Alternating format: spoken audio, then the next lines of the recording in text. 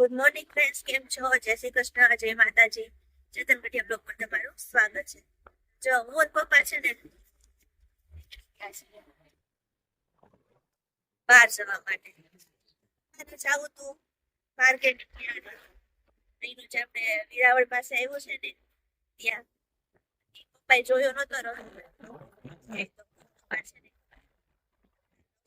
Market માટે નીકળી ગયા છીએ.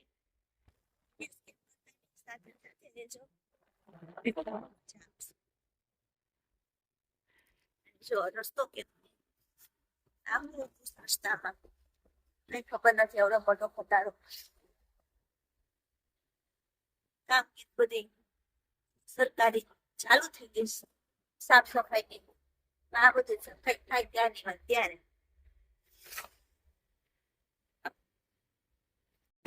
જો મેઇન રોડ ઉપર આવી ગયા છીએ.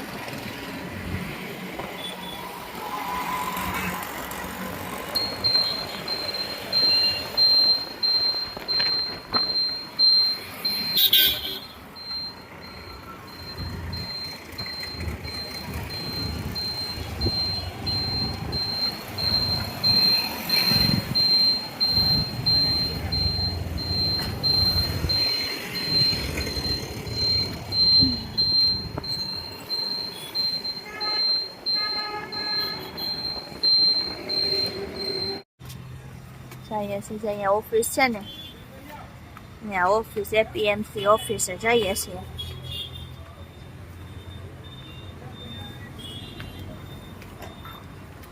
ઓફિસમાં મળીને આવી ગયા, ચા પાણી પીધા.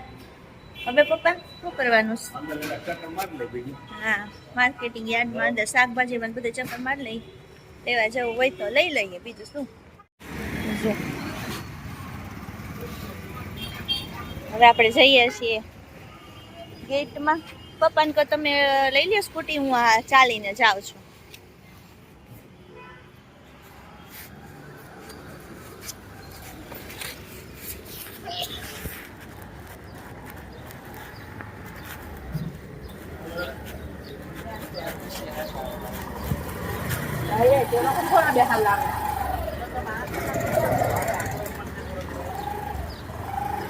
આમ આગળ રાખી લ્યો ક્યાંક.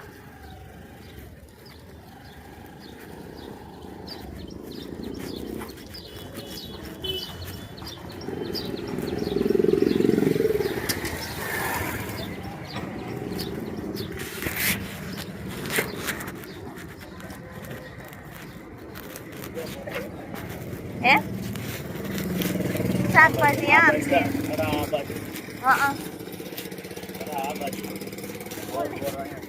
એ હુકાઈ ગયેલા હોય બોર, હુકાઈ ગયેલા જો.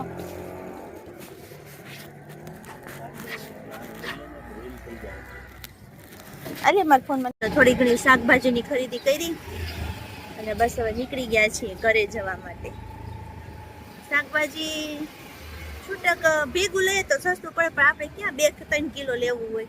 છૂટક તો જે માર્કેટમાં ભાવ છે એ ભાવે જ મળે છે, એટલે લઈ લીધું. ને માર્કેટમાં લેવા જાવું ને એટલા માટે. ટ્રાફિક થઈ ગયો છે, આટલો બધો ટ્રાફિક છે રોડ ઉપર. મેઇન રોડ કહેવાય ને એટલા માટે આપણે ધીમે ધીમે હલાવી જાય પપ્પા. માન ગાડી કાઢી, કેટલો ટ્રાફિક, હદ વગરનો પણ ટ્રાફિક. ઓ ભાઈ, માન ગાડી નીકળી અમારી. એટલું આગળ રાઉન્ડ મારવા ગયા ને ત્યારે અમારી ગાડી નીકળી. તો જો ઘરે આવી ગયા, ટ્રાફિક માંથી માંડમાં નીચે થાકી ગયા. જો બધા બેસી ગયા છે અને કંઈક મમ્મી નવું કામ કરે છે. આ શું કરો છો મમ્મી?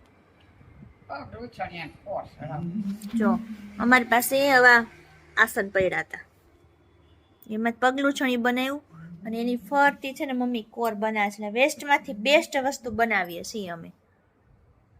જો ફરતી કોર લગાવી દે એટલે આ જે રૂછા છે ને એ રૂછા ના નીકળે. ના છે ને પાછું મશીનમાં ચાલે નહીં, એટલે હાથે જ કરવું પડે આને. આખું બની જશે ને ત્યારે હું તમને બતાવીશ કે કેવું બન્યું છે. અત્યારે તે કરે છે મમ્મી. તો જો સવારે અમે હું પપ્પા ગયા હતા, આવ્યા 11:30 જેવું થઈ ગયું હતું.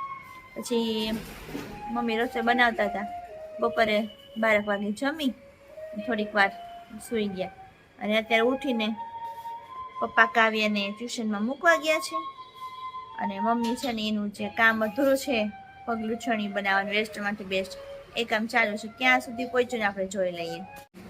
જો કેવું સરસ થઈ ગયું. તો કેટલું રહ્યું મમ્મી? હવે જો એક બાજુનું બાકી 3 બાજુ કરી નાખી છે. મસ્ત થઈ ગયું. હવે આપણે સાંજે જમવા શું બનાવું? દાબેલી બનાવીશ. અને આજ તો દાબેલી હો. આજ તો છે ને દાબેલી ખાવાની ઈચ્છા છે. કેટલા ટાઈમથી છે ને એ બનાવ્યું જ નથી. જો આજ ચાલો દાબેલી બનાવી લઈએ. તો છે ને આજે દાબેલી બનાવવાનો વિચાર છે. તો બસ હમણાં પપ્પાને કાવ્યને મૂકીને આવે ને એટલે બધી વસ્તુ લેવા જવાની, લઈ આવીએ ને પછી બધું સ્ટાર્ટ કરી દઈએ બનાવવાનું. અહીંયા દાબેલીની તૈયારી થઈ જઈશ. બટેકા બાફવા મૂકી દીધા.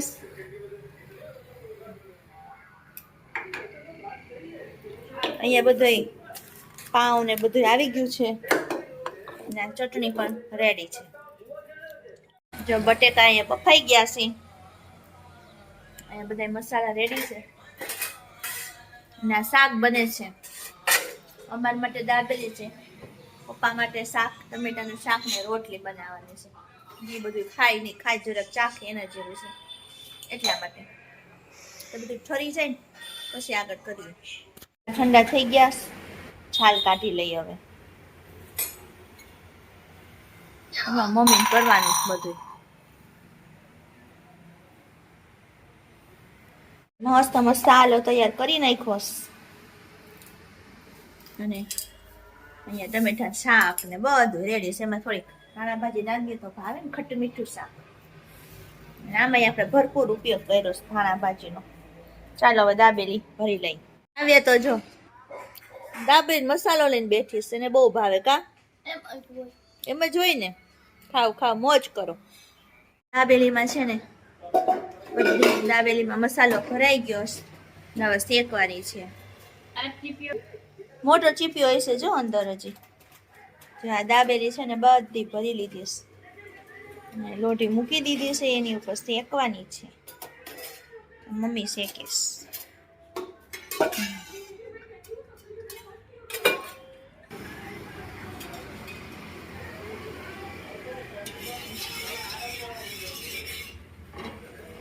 શેકવાનું ચાલુ કરી દીધું.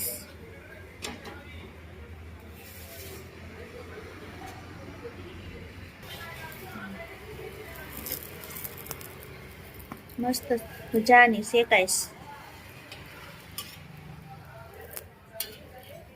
જો દાબેલી મસ્ત અહીંયા બધું શેકાઈને રેડી થઈ ગઈ છે. બધા જમવા માટે બેસવાની તૈયારી કરે છે. કાઉબેન ને તાસની જોશે. ઠંડી છે. ચલો કાવ્યબેન લેવા માંડો. હા તારી નાની ડીશ. એટલી ઉતાર થઈ કે મને જલ્દીથી દાબેલી આપો. કા ભૂખ લાગી છે? એટલી બધી લાગી છે. હા ટીવી જોવે બેન. જેઠાલાલ જોવે. લઈ લ્યો ચટણી, લઈ લ્યો દાબેલી જો આવી ગઈ છે. સાઈડમાં જોતી, સાઈડમાં લઈ લો. હા તો એ નાના દે દે. ચલો નાનાને આપી દો. તો નીચે જો ઢોળા હે એમાં નાખો. હાલો પપ્પાને તો પાછું રોટલી ને એવું હોય. અહીંયા પપ્પાની ડીશ તૈયાર થાય છે. કેવી લાગી કાવ્ય? કાવ્ય બહુ મસ્ત જ લાગે ને. કા આમાં વાહ. તો જો જમીને હું ને કાવ્ય છે ને બાર ઓટલે બેઠા છે. નહીં કાવ્ય? ઓટલે ને બાકી. હા એટલે સોસેજ ને બાકી કોમન પ્લોટ. પાછા કોમન પ્લોટ છે. આજે મેં કાવ્ય નક્કી કર્યું કે આપણે બહાર બેસીએ નહીં, ચક્કર મારી આપણને ખબર પડે કે શું છે ને શું નહીં. સોસાયટીમાં શાકની રિક્ષા નીકળી. કારણ કે મેં તો છે ને આખી સોસાયટી જોઈ જ નથી. કાવ્યન તો છે આજ ફ્રી છું ને તો હું પણ તારી સાથે આવું. અહીંયા કૂતરા એવો પાછી એ મો કૂતરા એમ કવડે નહીં, કવડે નહીં પાડે. સારું હાલો. જો પાછી રિક્ષા આવી. હો રિક્ષા વાળાને ચડવું પડે પછી પાછું અંદર કીધું નહીં કાવ્યા. હમણાં જોજો એવો જ જો લાગે જો એવું થઈ જાય જો અંધારું થઈ ગયો અહીંયા શાકભાજી લેવાય જવું ન પડે, શાકભાજી આવી જાય છે. ટાઈમ ટુ ટાઈમ આવે હો પાછા. તો ચાલો મિત્રો, આ સાથે આપણે આજનો વિડીયો અહીંયા પૂરો કરીએ. નેક્સ્ટ વ્લોગમાં પાછા મળશું. અને કાવ્યને દાબેલી ખાવાની બહુ મજા આવી ગઈ કાંઈ હે ને. ચાલો મળશું નેક્સ્ટ વિડીયોમાં. ચાલ બધાને જય શ્રી કૃષ્ણ, જય માતાજી.